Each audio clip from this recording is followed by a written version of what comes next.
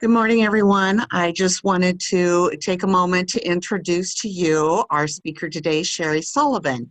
She has been a Toastmaster for 5 years. She is a DTM and is an active leader in the district, having held many positions in the past 5 years. And along with having a leadership role at her company, a local credit union. Today, Sherry will share with us a tool she uses when leading teams of people at work. This mapping tool is versatile and anyone can use it to map out goals, a goal for him or herself, whether at work, Toastmasters, or a personal goal. Please help me welcome Sherry with her presentation, Mapping Your Life from Career and Beyond. Thank you. Thank you, Cindy. Good morning. Have you ever felt, where am I going? Why am I in this handbasket? If you have ever felt this way, then you're in the right place. At the end of this session, I guarantee you will have a tool to get you where you want to be, whether it's personal, in Toastmasters, or professional. Welcome to Mapping Your Life from Career and Beyond. Let's get started. And in true Toastmaster fashion, this is a participatory session. I'm going to share a partially filled out career mapping document on the screen in just a bit. I'll be showing how I use this tool in my current role as Assistant Vice President, Commercial Operations Manager at a local credit union. Then we will separate out for a mapping of Toastmasters and then a personal mapping session. When I share the screen for the career path mapping, a lot of the terms here may not make sense if you're not in the banking world. That's okay. This will just be an example to get us started so you know where to go. Before I share the document, I do want to share how I use this tool in my job. People don't leave careers or jobs. They leave managers. Many of us have heard this quote. It's important to me to realize that when you are managing people, you're not really managing people. You're managing emotions. Career path mapping is a great tool in managing emotions. Finding out what a person truly wants in his or her work life is powerful. A career path map is a great way to start this conversation. For example, I had a young lady who worked for me who thought she knew exactly where she wanted to go. But once we reviewed all the options that were available to her, she decided to do a few job shadows and ended up in a completely different path than she originally wanted. Let's do a quick poll. How many of you have participated in a career exploration activity? Please raise your hand.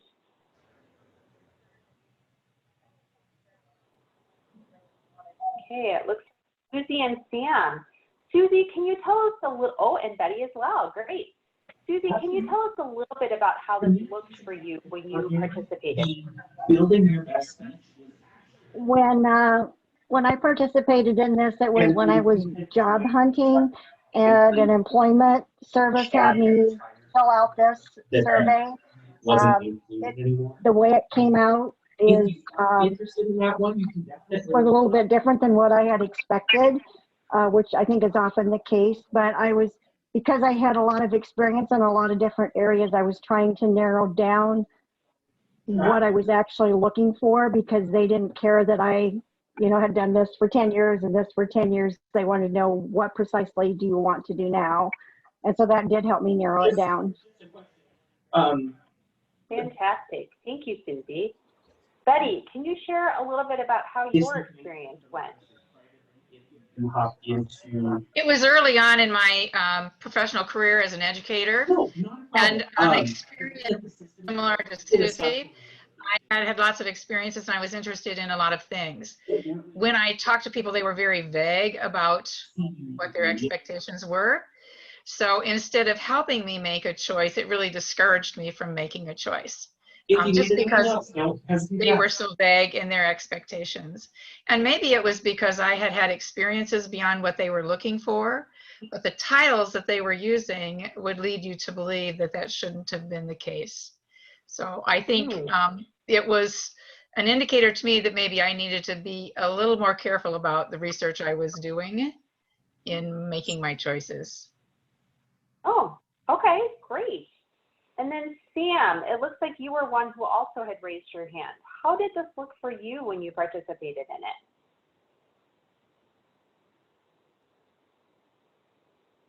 Sam, you're still on mute if you're speaking.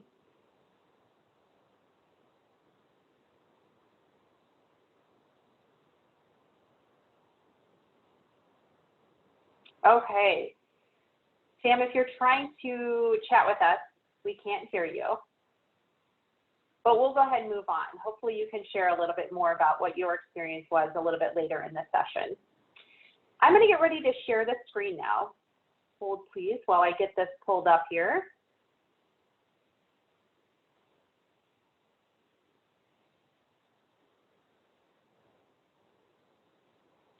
Okay.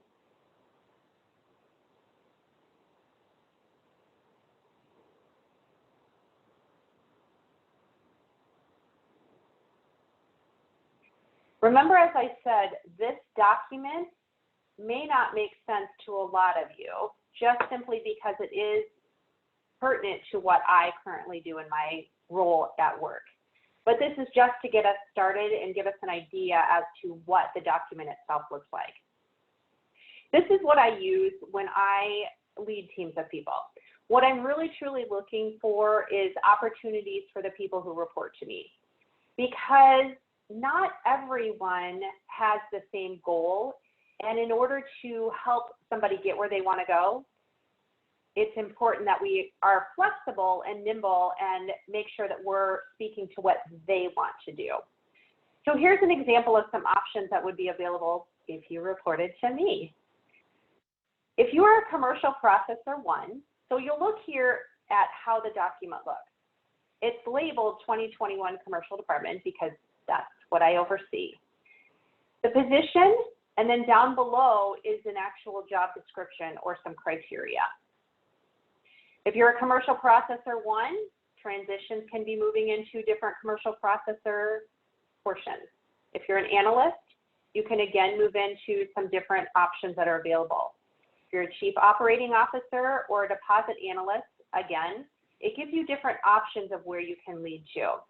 One thing I do want to highlight quickly is just because you have one position doesn't mean that you're always going to flow into everything that is available.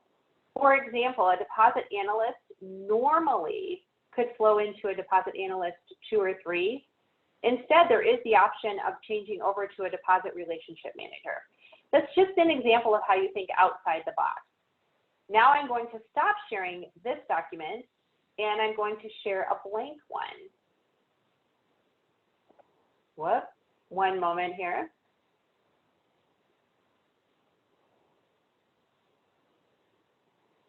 Okay, this is where you all will go have the opportunity to fill this out as well. Before we put you into the rooms where you get to talk as a team, I'm going to give you a quick example just to get you started. So first of all, this is about Toastmasters, something we're all familiar with, something we can all speak to. When you first join Toastmasters, you may be wondering, what are the positions that are available? Usually you start off as a member. You could move into a mentor. You could transition to an advanced club member. You could start off as a sergeant of arms and holding a role. You could grow from that member position into a role within your club itself. What you'll do is you'll list out some opportunities that are available within Toastmasters when you're in your breakout sessions. Down below here, the ones that are listed as job title, this is where we're going to put what the title actually is, and then and this is labeled job description, but really technically it's whatever you're utilizing it for. So a description of a member could simply be attends meetings, holds roles. We'll say actively participates in roles.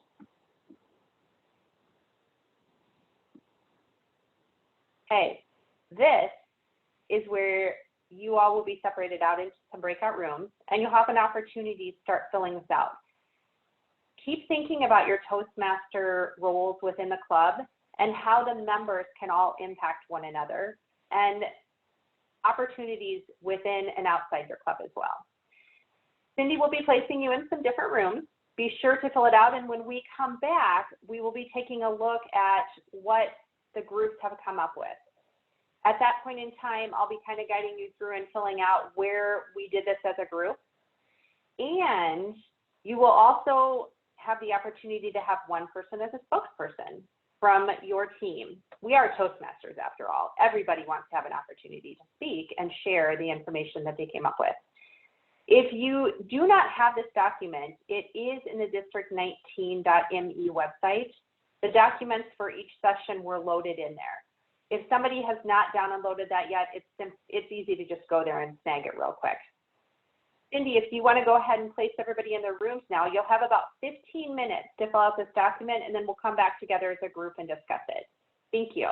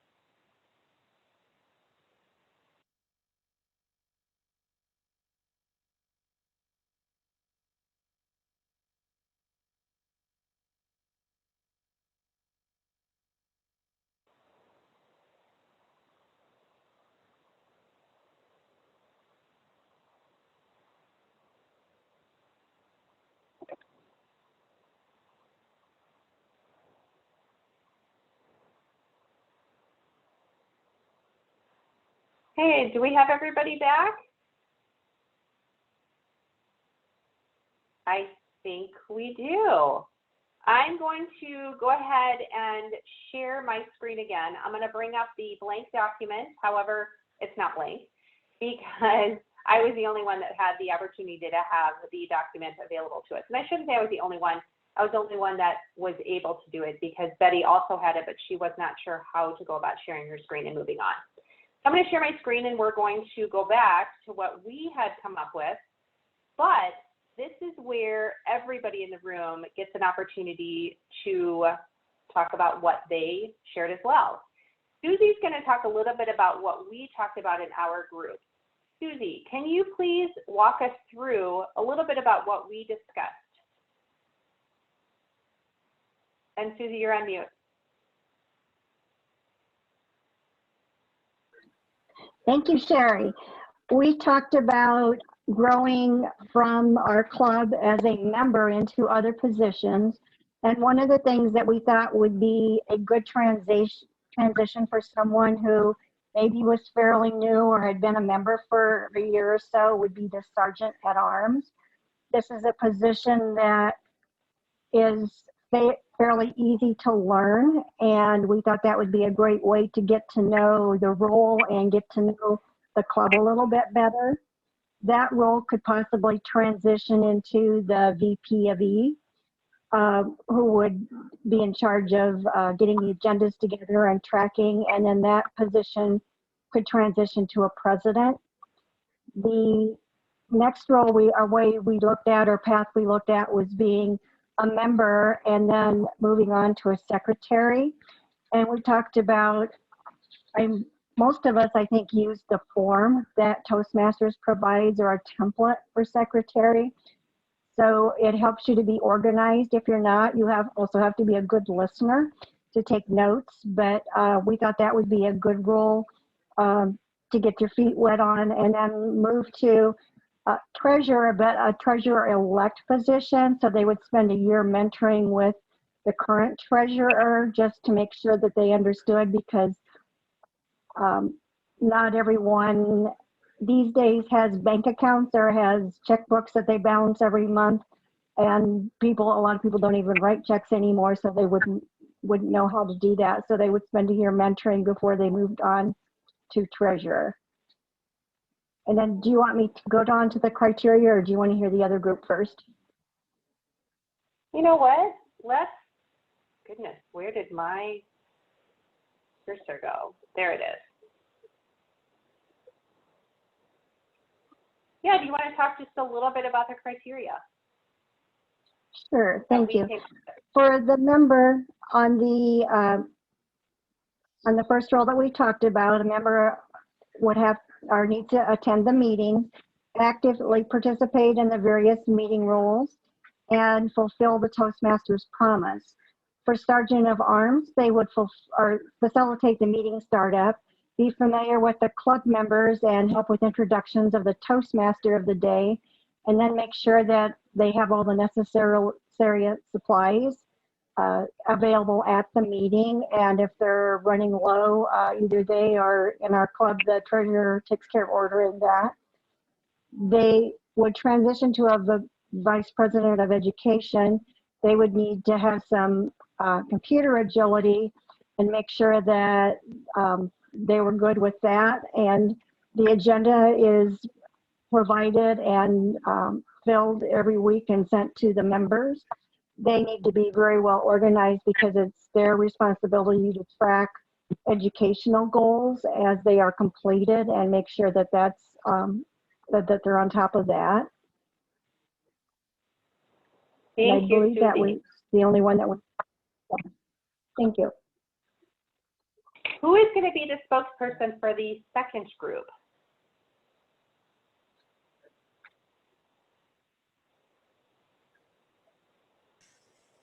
I don't know if we're the second group, but I'm the spokesperson for our group. You are, Mary. Please tell us a little bit about where you went. And I'll be typing in as you speak, so we can see it on the screen as well. Did you also start with member, or did you start with a different position? Well, we started with member on our first line, but I want to actually start with our second line, which was visitor. Ah, okay. And visitor transition, our first level we put was table topics, because we always invite visitors to join in with table topics. They may opt not do that, but it's a good way for them to get started. And we've found that in time, visitors tend to migrate towards being a timer first or meeting role. Before they become a member, or are you having them become a member first? Before they become a member. Oh, really? Okay, so your club handles it differently. Okay. And then secondly, we put grammarian. Okay, so that's a really nice example of thinking completely outside the box and doing something that I've not heard of before. So kudos to you for having a different way of looking at it. What would be another transitional role that you would have? Member. And as the member would transition to club meeting roles. Okay. And then transition to speaker. And we didn't get to the criteria, but this transition between speaker and evaluator would be 6 speeches. Okay. So you could say evaluator after 6 speeches. Okay. We discussed, what else? We didn't have another line item, but we discussed how this tool we feel would be really beneficial for a club or even for an individual so they could map out their goals. And we talked about the importance of defining what a member does and what all the different roles do.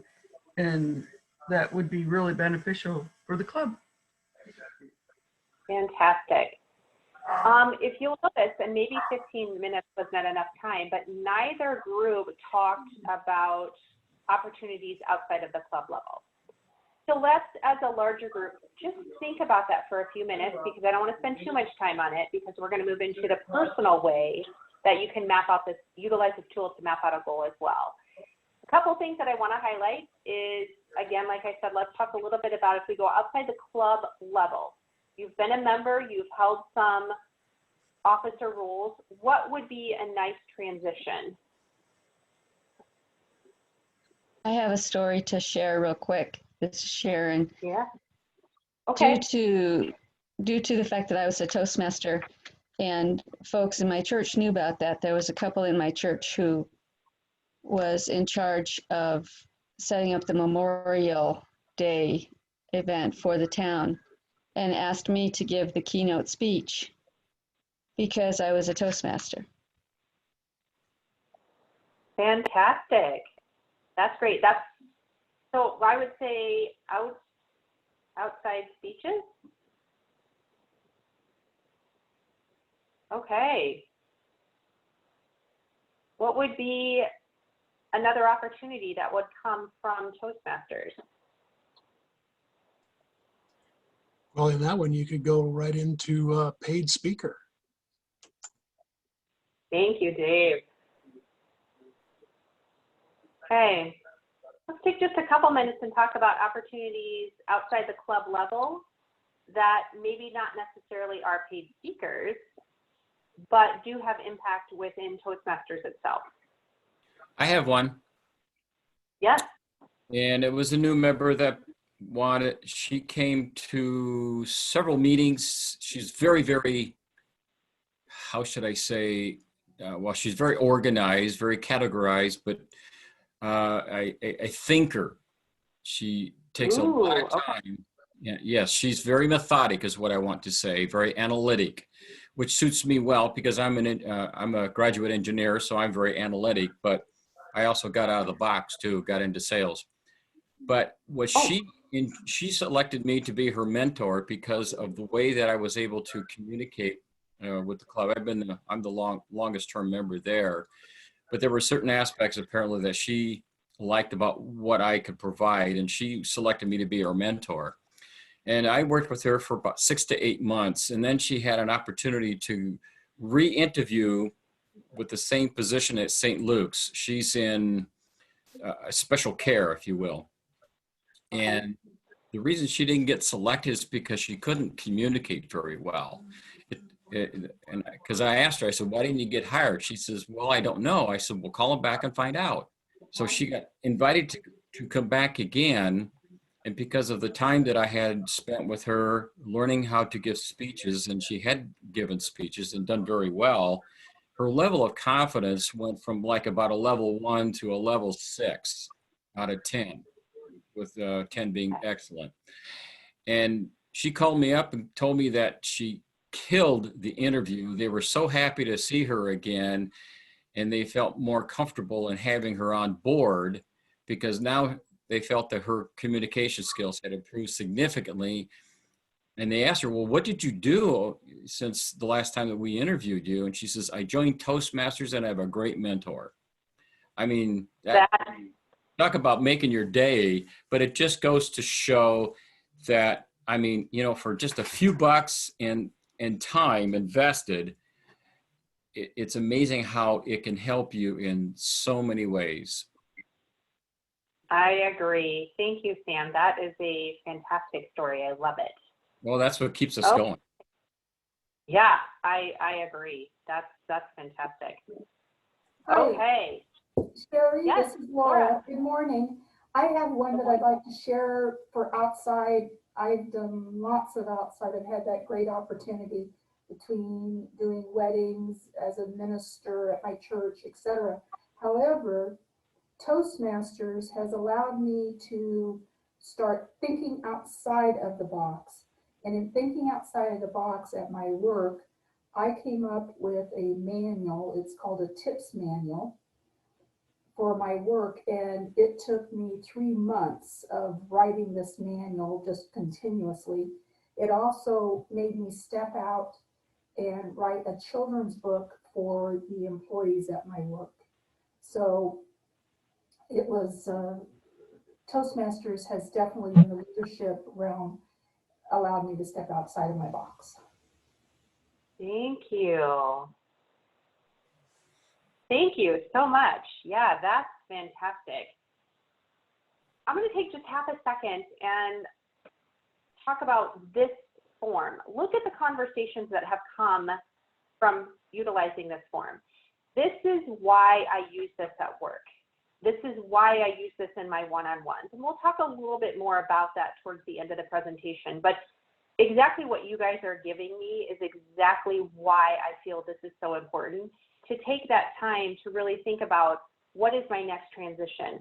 What would be a normal transition for me? But hey, here's something I never thought about before. Maybe this is where I want to go. Thank you so much, everyone. Okay. We got to talk about the district a little bit. I'm going to go with member. If you're going to serve at the district level, what would be a nice transition? And let's make the assumption that you've been a member for a little bit and that you're ready for another step. You've held some roles within the club as far as officer roles. Where could an opportunity be to go next? Area director. Thank you. After area director. District director Hey, or division, right? I knew what you meant. Okay. Then we could look at club growth director. Or you know what? Here's an opportunity. What if you have been the treasurer in your club for a while and you've rocked it? You've nailed that position. You're ready for another step. What about the district finance manager? Ooh. There would be a transition that you may not automatically think of, but would be when you look at your skill set and what would be a nice role for you to grow into, there's another opportunity. Be the chief financial officer. Yes. CFO, I love it. Okay. We're going to take this back a little bit and we're going to do this from the aspect of a personal experience. So for this one, in the interest of time, we are going to do this as a group. So here's a complete blank one for us to start over with. Everyone in this group, you are now someone who is going to be retiring in the next 5 to 7 years. How do we get there?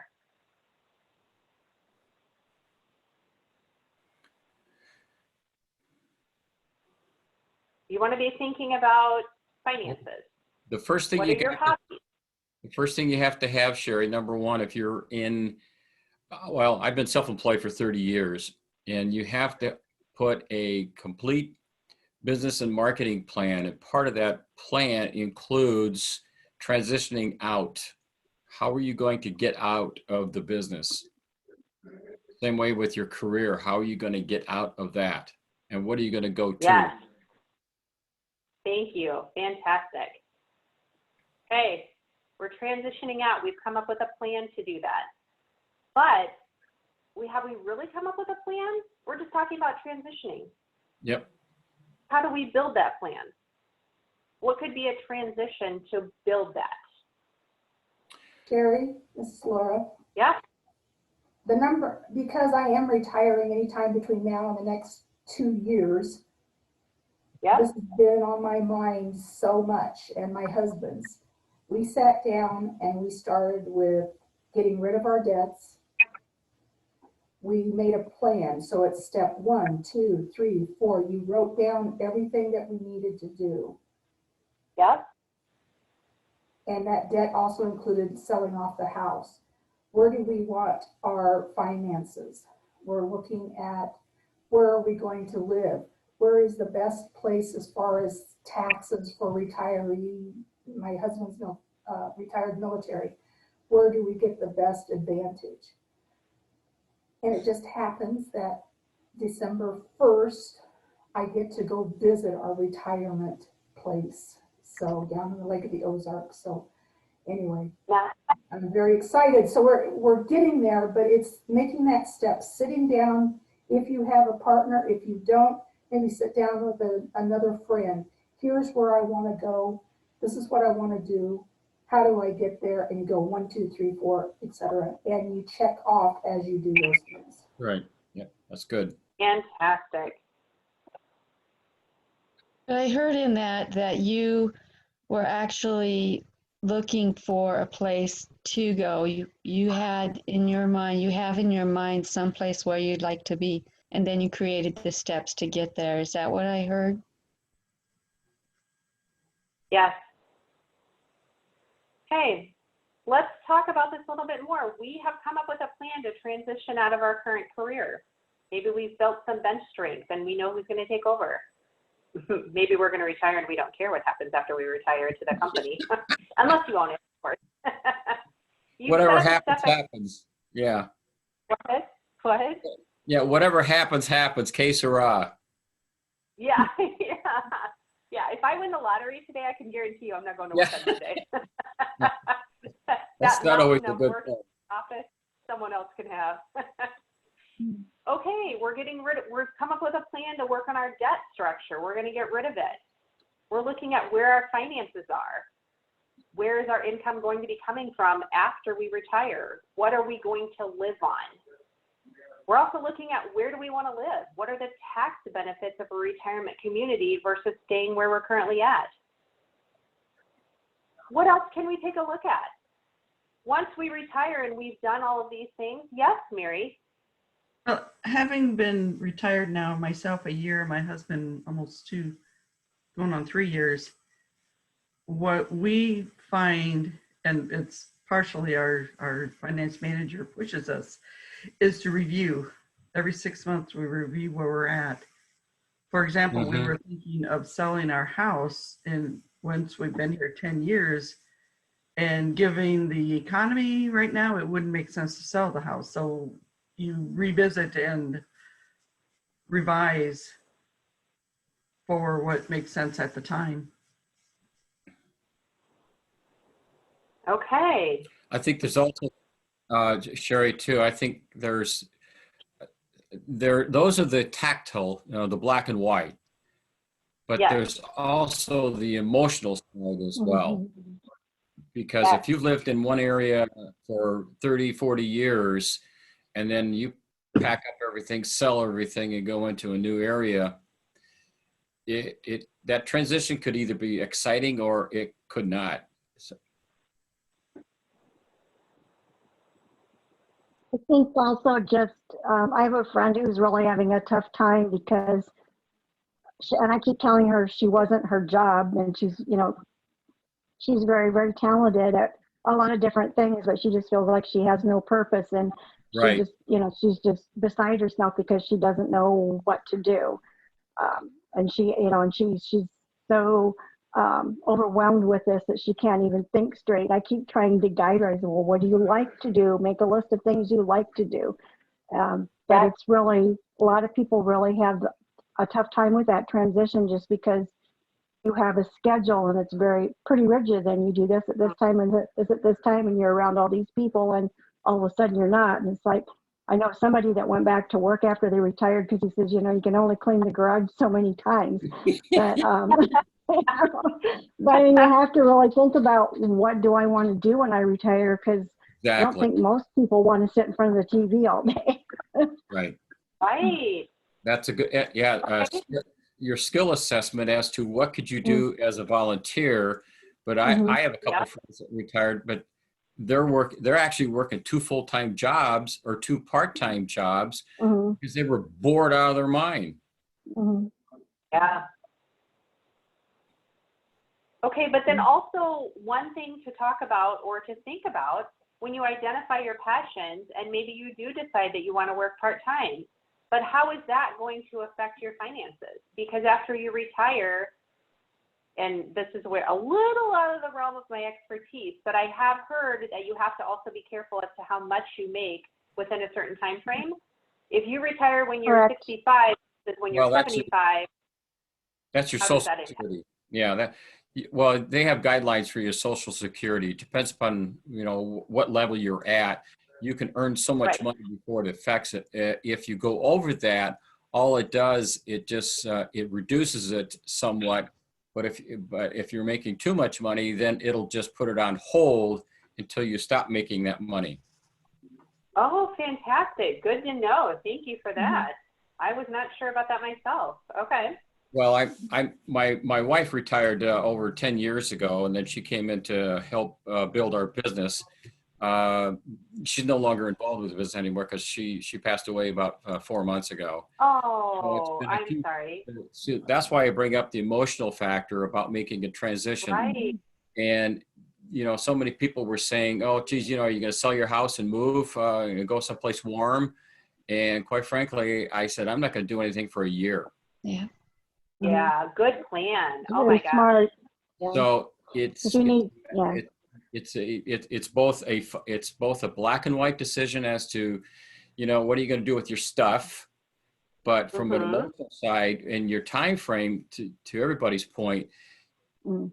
you've been doing what you've been doing for 30, 40 years, and then bam, you shut the door and that door's closed, and it's like, all Yeah. right, I'm up at 6 o'clock in the morning. I've had my coffee. Where the hell am I going to go? Yes. I think it's real Well, important. I think it's real important to take the advice of, was it Laura or somebody who said that Yeah. it's a good idea to sit down with your spouse, if you don't have a spouse, with Yeah. a friend. With good friends, yes. Because I'm beginning to realize that I feel like I need to find a friend that we can talk Yeah. this over together. Well, hey, you have a document now that you can utilize when there you're you chatting go. with your friends. Right. One of the benefits that we've had, Mary and I had with our business is the fact that we got to travel all over, not only the United States, but Canada, but we've been all, international as well. And that's given me a huge benefit of knowing, I know the places that I'd like to go. There's 5 of them that I would like to go, and I'm going to, I have to whittle it over time. But there's also your benefit, the factors of what is going on economically. And to Laura's point, I think it was Laura's point, or was it Mary's point, where making the decision to sell the house now would not be in best interest because of the economic conditions we're in too. So Right. those are things that we have no control over if we want to make a move, but sometimes it just means postponing it for a little bit. But there's always a silver lining in all that stuff too, because where I live, we have 2 houses go up on the market and they were sold within 24 hours. Yeah. Yes. Yeah, that happened with one of my sisters. She sold her house very quickly and made quite a profit too. I was very surprised by that. Absolutely. Yeah.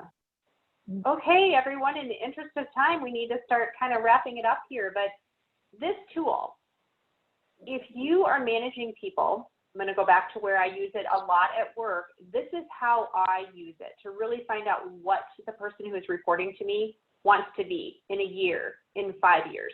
And then we really work towards whatever that goal is.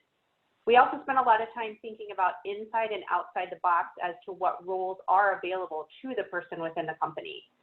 But if you're not a manager of people, but you are still working, think about how impactful it would be if you did this yourself for where you think you want to be, and you presented it back to your manager in a one-on-one. I can guarantee you right now, your manager is going to be blown away.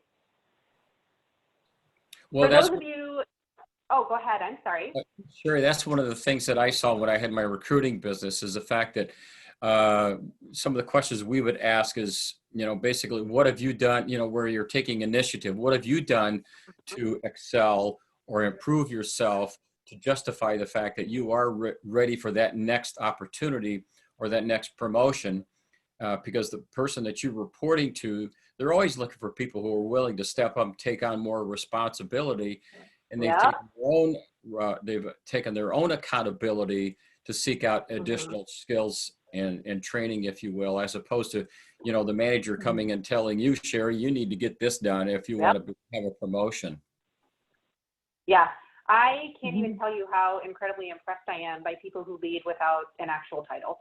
Those are the people that I really, truly want to push along and give them every skill set and tool that I can possibly give them.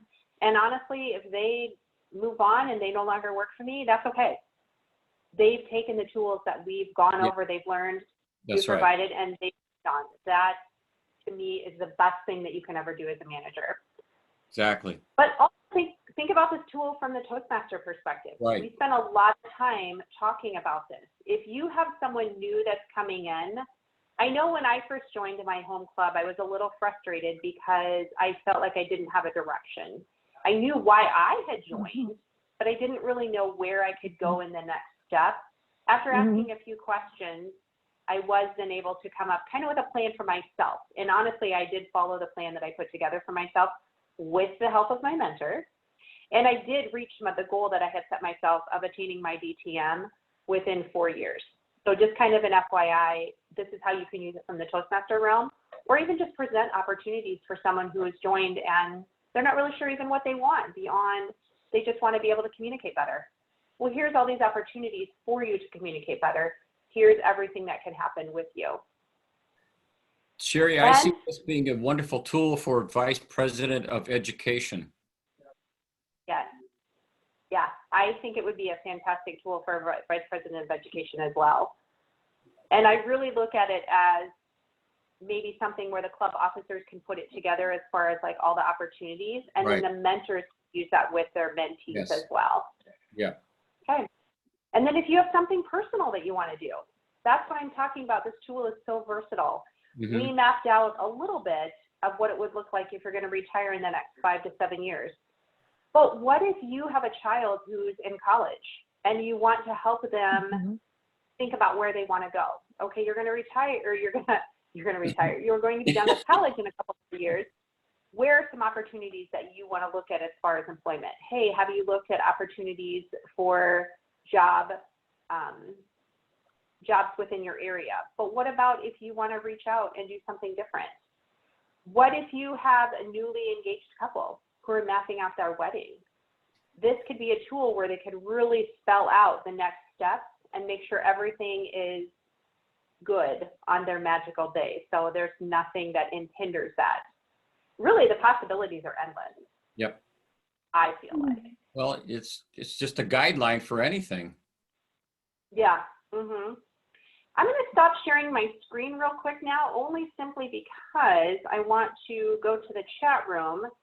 I'm going to put my email address in the chat. If anybody has any questions, please feel free to reach out. And thank you all for attending. I really do appreciate it. If you have any questions, like I said, please feel free to reach out. Have a great rest of your day at the Huddle. I'll see most of you at lunch, and hopefully some of you on the other sessions as well. Okay. Thank you, everyone. Have a great day.